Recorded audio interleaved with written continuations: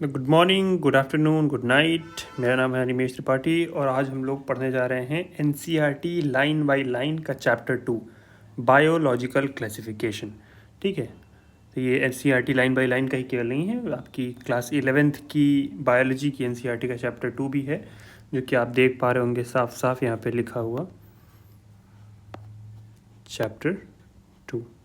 ठीक है ना। बायोलॉजिकल क्लासिफिकेशन में हम लोग क्या क्या पढ़ने वाले हैं? हम लोग पढ़ने वाले हैं किंगडम मोनेरा के बारे में, किंगडम प्रोटिस्टा के बारे में, kingdom fungi, kingdom Plantae animalia, virus and viroids and lichens के बारे में। अब इनमें सबके बारे में हम एक्चुअली इस चैप्टर में नहीं पढ़ेंगे, बट थोड़ा थोड़ा इंट्रोडक्शन तो लेंगे। मेजरली हम लोग किसके बारे में पढ़ेंगे, इसमें हम अभी टेक्स्ट में देखते हैं। तो तेज़ी से हम लोग चैप्टर को पढ़ने की कोशिश करते हैं, और अगर कोई पॉइंट किसी चीज़ में आपको डाउट होता है तो आप प्लीज़ कमेंट में मुझे बताइएगा कि सर ये वाली लाइन नहीं समझ में आई, या ये वाली लाइन कुछ ज़्यादा डिकोडेड इनकोडेड लग रही है। ठीक है, तो उस बारे में भी हम लोग बात कर सकते हैं कमेंट्स में। I will explain it. ठीक है, तो now coming to the point. Since the dawn of civilization there has been many attempts to classify living organism। जब से civilization की शुरुआत हुई है तब से ही बहुत सारे attempts होने लगे हैं living organism को classify करने के। And it was done instinctively, not using criteria that were scientific but born out of a need to use organism for own use, like for food, shelter and clothing. और उनके जो criteria होते थे divide करने के, वो instinct के basis पे थे कि भाई ऐसा नहीं कि कोई साइंटिफिक स्टडी पूरी बेस थी कि देखा जाए कि ये ऑर्गेनिज्म यहाँ से इवॉल्व हुए हैं, या फिर यहाँ इनका फॉसिल मिला है, यहाँ ये मौजूद हैं, इनके बॉडी ऑर्गेनाइजेशन ऐसा है। ऐसा कुछ रीज़न नहीं था। इट वॉज जस्ट इंस्टिंक्ट कि भाई हमें ये वाला खाने के लिए इस्तेमाल करना है, ये वाले एनिमल्स या प्लांट से हमको क्लोथ्स मिलते हैं, ये वाले एनिमल प्लांट से हमको शेल्टर मिल जाता है, या शेल्टर में कोई हेल्प मिलती है, तो हम इनको ऐसे ही ग्रुप्स में कर देंगे। तो इसी बेसिस पे पहले ही ऑर्गेनिजम्स को डिवाइड किया जाता था। बट देन व्हाट हैपेंड कि that Aristotle was the earliest to attempt a more scientific basis of classification. अब पहली बार यहाँ से आपको क्वेश्चन बन जाएगा, देखो मैंने अंडरलाइन भी करके इसको आपको बताया हुआ है कि Aristotle was the earliest to attempt more scientific basis of classification. Classification का सबसे साइंटिफिक बेसिस अगर कोई बता पाया, शुरुआत की उसने, तो एरिस्टोटल थे वो। He use simple morphological characters to classify plants into trees, shrubs and herbs. ठीक है, ट्रीज में, शर्ब्स में, हर्ब्स में इन्होंने डिवाइड किया जो प्लांट्स थे उनको। He also divided animal into two groups, red blood वाले एनिमल और बिना रेड ब्लड वाले एनिमल में। इन्होंने सिंपल मॉर्फोलॉजिकल कैरेक्टर्स पे चीज़ों को डिवाइड किया कि कुछ ये प्लांट्स हैं, ये प्लांट्स आपके ट्रीज़ हो जाएंगे जो बहुत टॉल थे, हर्ब्स हो जाएंगे और शर्ब्स हो जाएंगे। अच्छा, एनिमल्स को क्या किया कि उनमें जिनमें भी जो भी उनका फ्लूइड था, बॉडी फ्लूइड था, वो रेड कलर का है, तो उनको जो रेड ब्लडेड एनिमल और नॉन रेड ब्लडेड एनिमल के नाम से एक ग्रुप में डाल दिया। तो now coming to the next point, in Linnaeus, जब फिर लीनियस आए तो Linnaeus time a two kingdom system of the classification with the plantae animalia kingdoms for develop. Linnaeus के टाइम में एक दो किंगडम का क्लासिफिकेशन आया। तो आप पहली बार यहाँ पे आपसे पूछ भी सकता है ये बात है कि किसने ब्लड और के कलर के बेसिस पे एंड ट्रीज़ की हाइट के बेसिस पे डिवाइड किया, और फिर देन टू किंगडम क्लासिफिकेशन किसने दिया? टू किंगडम क्लासिफिकेशन तो लीनियस आप बताओगे। Kingdom was developed that included all the plant and animal respectively. This system did not distinguish between the eukaryotes and prokaryotes. But इसमें कोई यूकैरियोट एंड प्रोकैरियोट जैसा division नहीं था, जैसा कि हम लोग सेल्स के बारे में जानते हैं, right? Now, the unicellular and multicellular organisms and photosynthetic and non-photosynthetic organisms, classification of the organism into plants and animals was easily done and was easy to understand, but a large number of organisms did not fall into either category. Hence, the two kingdom classification used for long time was found inadequate. ये बहुत सारे जो और characters हैं कि non photosynthetic fungi भी कहाँ डालने चाहिए नहीं पता था। ठीक है, unicellular and multi cellular organism के बेसिस पे कैसे डिवाइड करें नहीं पता था। तो इन दो किंगडम क्लासिफिकेशन से काम नहीं चल रहा था, इट वॉज इनएडिक्वेट, काफ़ी कम थे ये समझने के हिसाब से। Now besides gross morphology a need was also felt for including other characteristics like. अब कुछ कैरेक्टरिस्टिक्स के बेसिस पे, केवल देखने के बेसिस पे नहीं, हम लोग कुछ बेसिक कैरेक्टरिस्टिक्स जो इंपॉर्टेंट ऑर्गेनिजम्स के कैरेक्टरिस्टिक है उस बेसिस पे डिवीजन करने लगे। And those were including the characteristic like cell का स्ट्रक्चर हम लोग ने ध्यान देना शुरू किया, nature of wall, mode of nutrition, habitat, methods of reproduction and evolutionary relationship. इन बेसिस पे हम लोग डिवाइड करना शुरू करते हैं। एक बहुत ही इंपॉर्टेंट पॉइंट है, I already marked it. Now classification system for the living organism have hence undergone several changes over the time. तब से अब तक भी जो भी क्लासिफिकेशन के जो और क्राइटेरियाज हैं ना, बहुत टफ, बहुत कॉम्प्लेक्स भी होते गए हैं, साथ साथ चेंज होते गए, क्योंकि हमारा नॉलेज बढ़ता गया, हमने बहुत सारे और बेसिस ऑफ क्लासिफिकेशन बना लिए हैं। ठीक है, दो plant and animal kingdom have been a constant under all different systems, और पर प्लांट एंड किंगडम तब से चला आ रहा है। प्लांट किंगडम एक अलग किंगडम है, एनिमल एक अलग किंगडम है, ये तब से ही चला आ रहा है।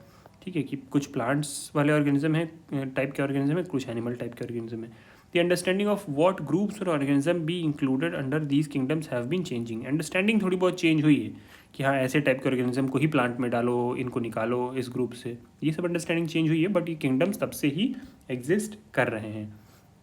The number and nature of other kingdoms have also been understood differently by different scientists over the time। ठीक है, और डिफरेंट साइंटिस्ट आते गए, उन्होंने और आपकी अंडरस्टैंडिंग डेवलप करी और टाइप ऑफ किंगडम क्लासिफिकेशन बनाए। मैंने जो ऊपर कुछ पॉइंट्स थे उनको यहाँ पे लिख रखा है कि आप ऐसे जब भी बनाओ एनसीईआरटी पढ़ के पॉइंट्स या कुछ नोट्स बनाओ, तो इस फॉर्म में बनाओ कि वो ज़्यादा पॉइंट के फॉर्म में कन्वर्ट होता जाए, नोट्स में, और किसी विजुअल में कन्वर्ट होता जाए, जिससे याद करने में आपको आसानी होती जाए। ठीक है, एरिस्टोटल ने प्लांट और एनिमल को डिवाइड किया, प्लांट्स को trees he herbs and shrubs में किया, एनिमल्स को red blooded non red blooded में किया। तो आपने इस तरीके से लिख लिया। अब एक लाइन से ज़्यादा आपको एक विजुअल फॉर्म में भी थोड़ा सा याद रहेगा। ठीक है, लीनियस ने कैसे एनिमल, प्लांट और एनिमल दो किंगडम क्लासिफिकेशन दे दिया है, लिख दो यहाँ पे कि इन्होंने फॉर्मली टू किंगडम क्लासिफिकेशन दे दिया, टू किंगडम क्लासिफिकेशन दे दिया। फिर बेसिस ऑफ क्लासिफिकेशंस के बारे में बताया गया है कि जो सिंपल मॉर्फोलॉजी हट से हट के हो सकते हैं, cell structure, nature of wall, method of reproduction, mode of nutrition, ये एक्सेट्रा एक्सेट्रा। नाउ ये आपकी एक टेबल दी हुई है, आपके एक विटेकर नाम के साइंटिस्ट थे, उन्होंने क्लासिफिकेशन किया। ठीक है, ये 5 किंगडम क्लासिफिकेशन किया और इन बेसिस पे किया। इसको याद करने की एक ऑलरेडी टेबल दे रखी है, इससे बहुत सारे क्वेश्चन आते हैं, हम लोग इसको बाद में डिस्कस करते हैं। बात क्या लिखी हुई है ये देखते हैं। R.H. विटेकर 1969 में प्रपोज करते हैं 5 kingdom classification. The kingdom defined by him were named as Monera, Protista, Fungi, Plantae, Animalia, है ना। The main criteria for classification used by him included. अब वैसे ही आपको कैसे लिखना शुरू करना है, R.H. विटेकर डालना है, 1969 में 5 किंगडम क्लासिफिकेशन प्रपोज करते हैं ये। ठीक है, आप यहाँ पे ऐसे डाल के लिख सकते हो। देखो यहाँ पे मैंने नोट्स में आपको बताया हुआ है कि इस तरीके से आप बना सकते हो। ठीक है,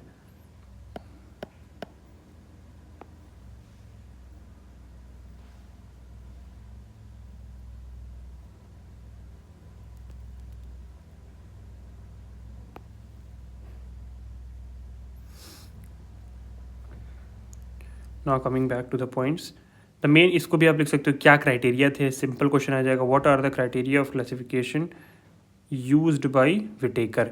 तो used by him the criterias were cell का स्ट्रक्चर, बॉडी का organisation, mode of nutrition, reproduction and phylogenetic relationship. Now table 2.1 gives a comparative account of the different characteristics of the 5 kingdoms. अब ये आपको एक कंपैरेटिव अकाउंट देता है कि किन किन बेसिस पे इन 5 किंगडम क्लासिफिकेशन को बनाया गया। यही लगभग जो पॉइंट्स हैं यही विटेकर ने कंसीडर भी किए। ठीक है, नाउ द 3 डोमेन सिस्टम भी एक आता है आपका, जो 3 डोमेन्स लगता है आपके उसके अंदर, आर्किया, बैक्टीरिया एंड यूकैरिया। ठीक है, आर्किया, यूबैक्टीरिया एंड यूकैरिया, ये 3 डोमेन्स बना दिए गए। ये आपके कार्ल वूज ने बनाए थे, आकर के एक साइंटिस्ट थे। ठीक है, इसमें मोनेरा को 2 डोमेन्स में डिवाइड कर दिया गया और बाकी सब ऑर्गेनिजम्स को, बाकी इन चारों, मोनेरा को 2 में डिवाइड कर दिया गया। ठीक है, आर्किया में एंड यूकैरिया में, यूबैक्टीरिया में सॉरी, और इन सब को यूकैरिया में। ठीक है, ये 3 डोमेन क्लासिफिकेशन बोलते हैं इसको।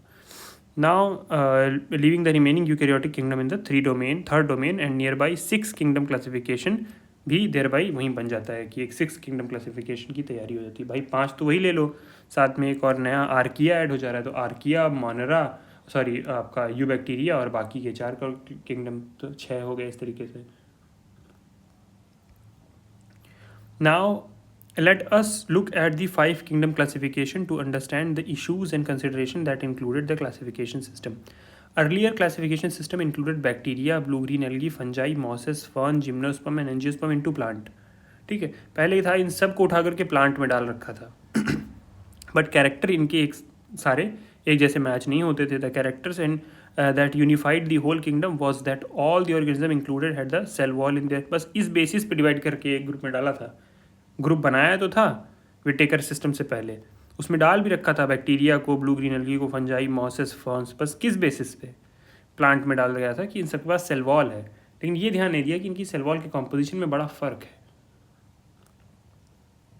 Now this place together group which widely but बहुत सारे केवल सेल वॉल के बेसिस पे एक में डाल दिया. तो ऐसे थोड़ी है, मतलब सिर बंद करके थोड़ी क्लासिफिकेशन करना चाहिए. बट पहले उतना ही दिमाग हुआ करता था लोगों के पास.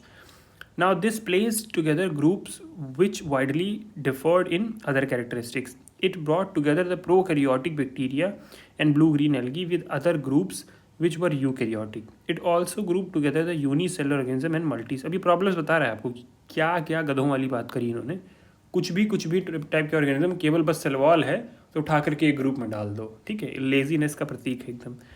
वन से for example Chlamydomonas and spirogyra were place together under algae. दोनों को उठा करके एल्गी में डाल दिया था ना. The classification did not differentiate between the heterotrophic group fungi. ठीक है, अभी फंजाई देखो अपना खुद खाना भी नहीं बनाता तब भी उसको उठा करके एक ग्रुप, मतलब कोई क्लासिफिकेशन के 4-5 तरीके नहीं बनाए थे इन्होंने. बस एक ही सेल वॉल ले लो, उठा करके एक ग्रुप में डाल दो.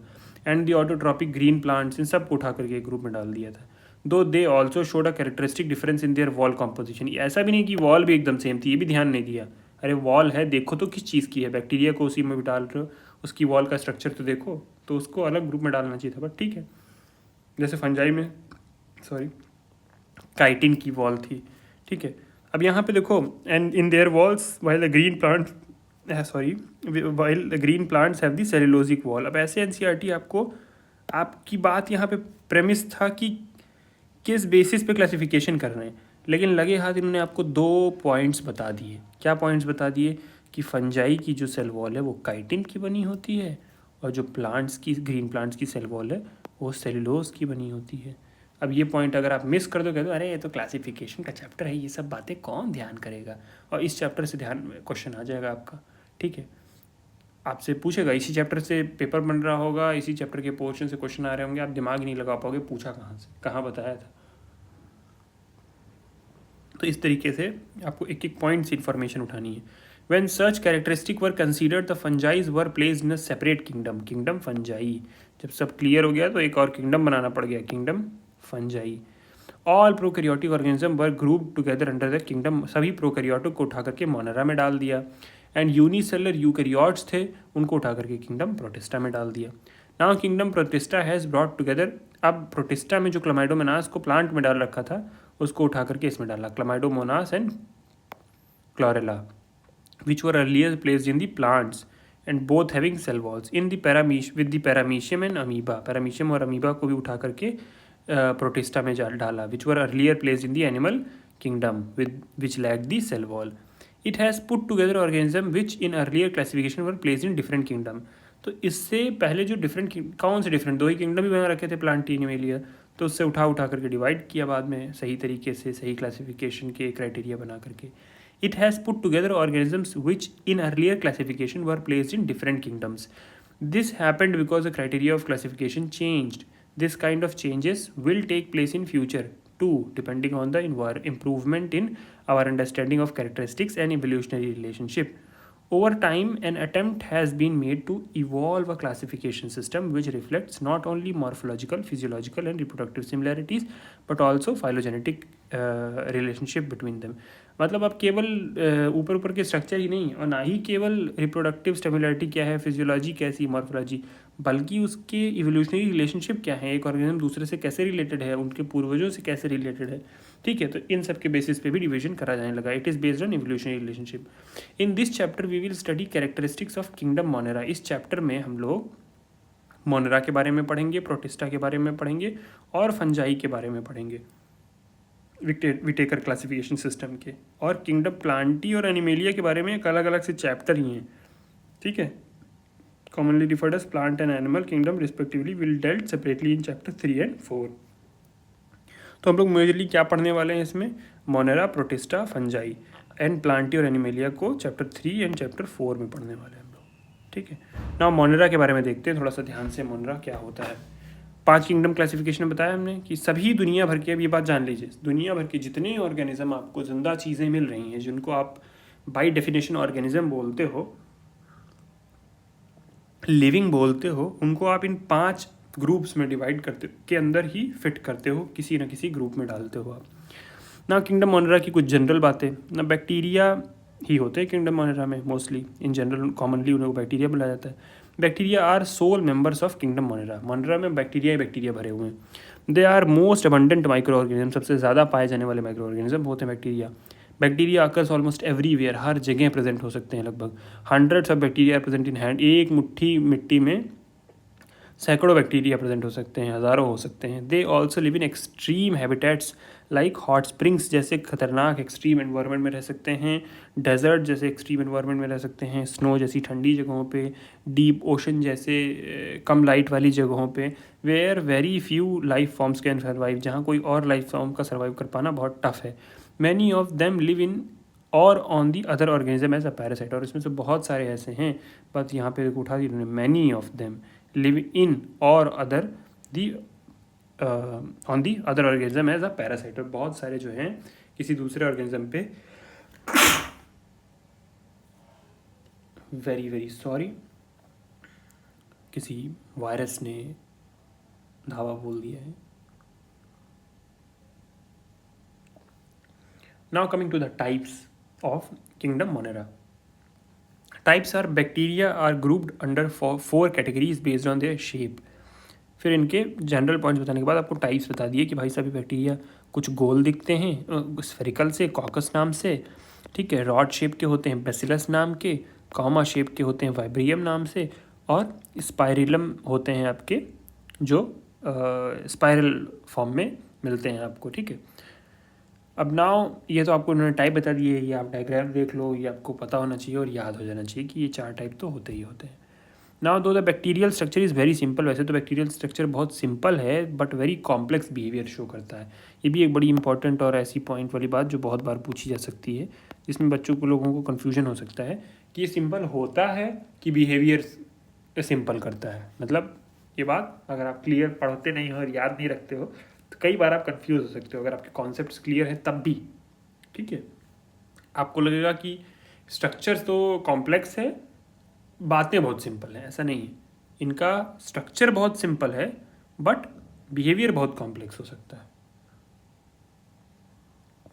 ये बात यहाँ पे लिखी हुई। Compare to many other organism bacteria as a group show the most extensive metabolic diversity. इनके अंदर बहुत सारी मेटाबॉलिक डाइवर्सिटी, मतलब बहुत type of reaction, metabolic reactions हो सकती हैं छोटे से ऑर्गेनिज्म में, इतने सिंपल ऑर्गेनिज्म होते हुए भी।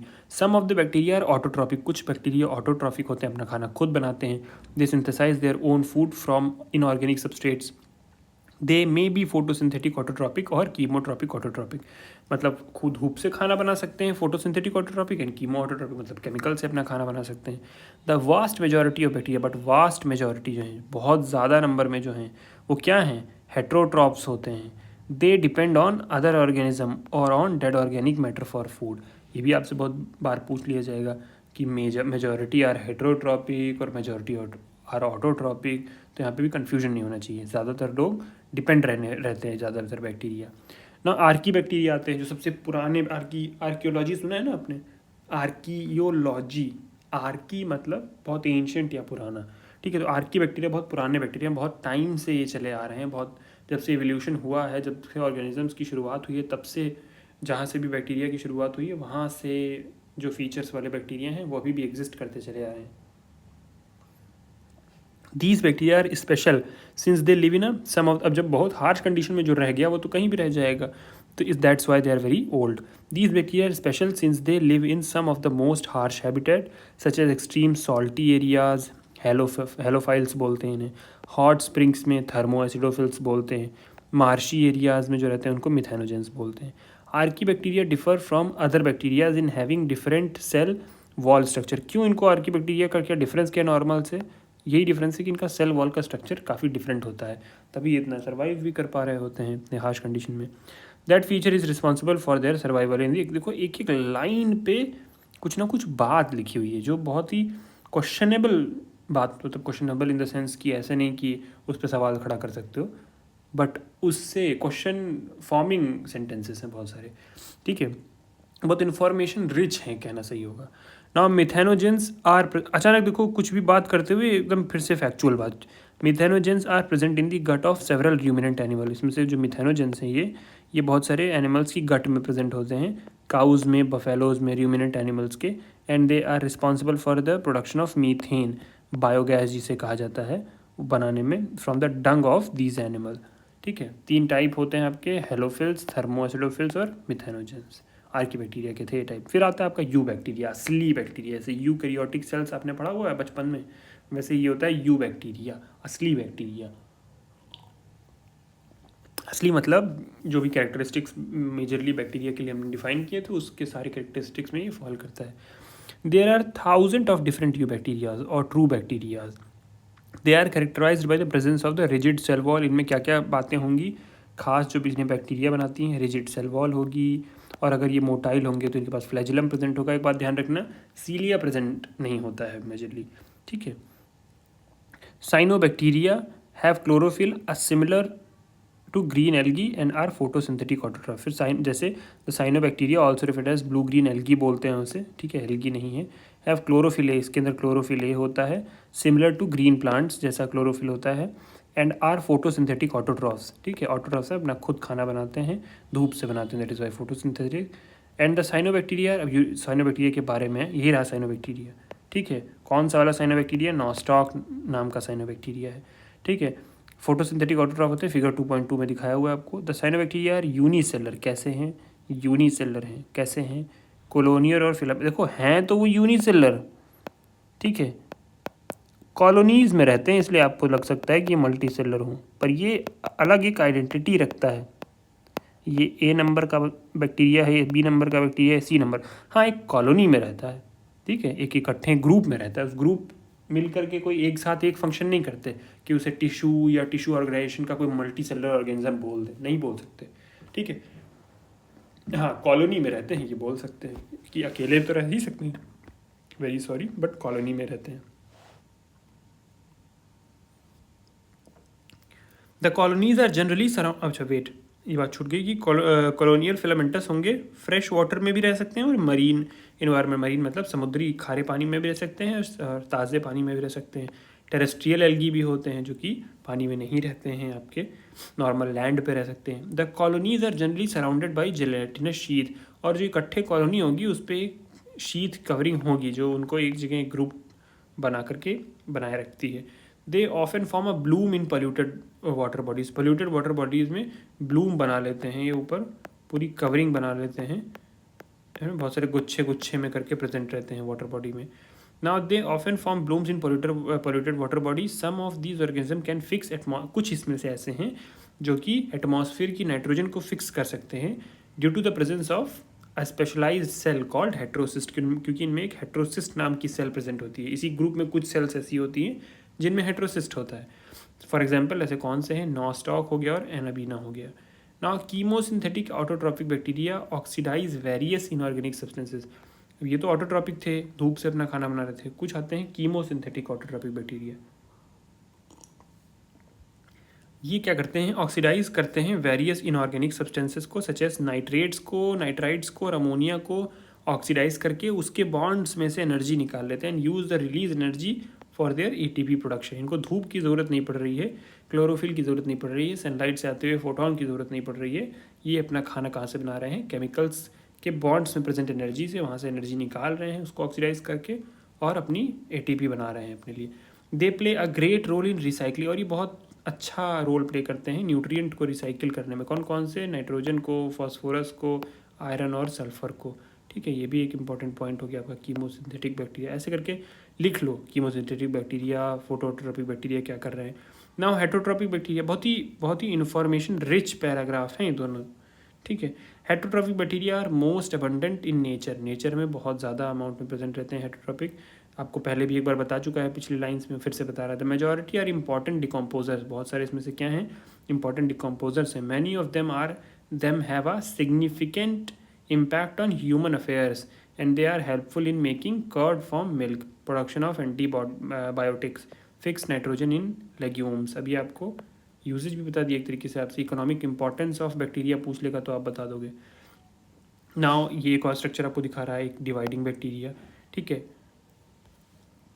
केवल fix nitrogen in legume root, है ना, लेग्यूम की जो आपके लेग्यूमिनस प्लांट्स होते हैं उनकी रूट में नाइट्रोजन फिक्स करने का काम करते हैं। सम आर पैथोजेंस, कुछ इसमें से पैथोजेंस भी हैं to human beings and crops, farm animals and pets. इन सब को ये कॉज कर सकते हैं डिजीज़, जैसे है ना cholera, typhoid, tetanus, citrus canker are well known disease caused by different bacteria. अब आपको यहाँ पे फिर से एक पॉइंट बन जाएगा, डिजीज़ कॉज्ड बाय बैक्टीरिया की एक लिस्ट बना लीजिए आप। इससे कभी भी कहीं भी आपसे ये क्वेश्चन पूछ लिया कि cholera is a disease which is caused by bacteria, fungi, algae और वायरस, तो आप बता पाओगे, क्लियर रहोगे। Bacteria reproduce mainly by fission. ये रिप्रोड्यूस कैसे करते हैं, फिशन के थ्रू रिप्रोड्यूस करते हैं, सेल डिवीजन होता है simple. Sometimes under unfavourable condition इनके स्पोर्स बन जाते हैं। कुछ अगर कंडीशन अनफेवरेबल है, बहुत हार्श है, न्यूट्रिएंट की कमी है, तो एक थिक कवरिंग बन जाती है इनके ऊपर, इसको स्पोर बोलते हैं। जब कंडीशन फेवरेबल होती है तो स्पोर बस्ट करता है और इसमें से बैक्टीरिया निकलते हैं। They also reproduce by a sort of sexual reproduction, और एक प्रकार के सेक्शुअल रिप्रोडक्शन को भी फॉलो करते हैं। ये प्रकार के क्यों कह रहे हैं, क्योंकि कंप्लीट इसमें कोई गैमीट फॉर्मेशन वगैरह नहीं होता है जो कि सेक्शुअल रिप्रोडक्शन में होता है, बट डीएनए का एक्सचेंज हो रहा होता है, तो ना आपस में जुड़ जाते हैं दो बैक्टीरिया एंड आपस में डीएनए एक्सचेंज कर लेते हैं। तो by adopting a primitive type of DNA transfer from one bacterium to another, तो इसलिए ये इस प्रकार का एक सॉर्ट ऑफ सेक्सुअल रिप्रोडक्शन भी शो करते हैं। अब इसी बैक्टीरिया, जैसे हमने बताया ना, प्रोकैरियोट मोनेरा के ग्रुप में सोलली बैक्टीरिया आते हैं, उसमें से ये एक और ऑर्गेनिज्म है आपका, that is mycoplasma. These are the organism which completely lacks cell wall, इसके पास सेल वॉल नहीं होती है। ये आपका अगेन एक बड़ा इंपॉर्टेंट पॉइंट बन गया क्वेश्चन का। And they are smallest living cells known can survive without oxygen, ये दूसरा पॉइंट बन गया आपका। देख रहे हो, माइकोप्लाज्मा के बारे में दो बातें लिखी हैं, दोनों बातें बहुत इंपॉर्टेंट हैं। जितनी कम बातें उतनी ज़्यादा इंपॉर्टेंट समझो उसकी, ठीक है, और आसान पड़ गया आपको। Now many mycoplasma are pathogenic in animal and plant, ये बात भी आप याद रखो कि बहुत सारे हैं जो आपके कैसे हैं, ये भी क्वेश्चन आपसे पूछ सकता है। तो mycoplasma are not disease causing, है ना, इज दिस स्टेटमेंट ट्रू, है ना। तो मतलब 3-4 स्टेटमेंट दिए होंगे, उसमें एक स्टेटमेंट लिखा होगा mycoplasma are not disease causing and they can not survive without oxygen, ऐसे करके एक स्टेटमेंट होगा। या फिर following statements are written about the mycoplasma which are correct, दो ही 3 बातें बताएंगी, सारी आपको याद होंगी, वो दोनों तीनों स्टेटमेंट में इसको पलट के या सही गलत लिख देंगे, आपको पता होना चाहिए। That is why this was very information rich content, ठीक है। ये पूरा तुम्हारा एनसीईआरटी की लाइन बाय लाइन हम लोग कैसे पढ़ते हैं, कैसे इसको डिकोड करें, कैसे उसके पॉइंट्स बनाएं, इसको आप बार बार देखिए, कहाँ कहाँ अंडरलाइन करें। अगर आप एनसीईआरटी में ही पेंसिल से करते हो तो भी ओके है, अगर पर आपके लिए आसान तब होगा जब इसको आप ब्रेक डाउन करके 5 पेज को 2 पेज के नोट्स में कन्वर्ट कर लो, then it will be very easy for you to come back, और कम से कम ऐसे फैक्चुअल चैप्टर्स में जहाँ पे इन्फॉर्मेशन ज़्यादा है। तो थैंक यू वेरी मच, ठीक है। हम लोग नेक्स्ट इसी चैप्टर का आधा part next second part of video में कवर करेंगे। तब तक के लिए बाय बाय।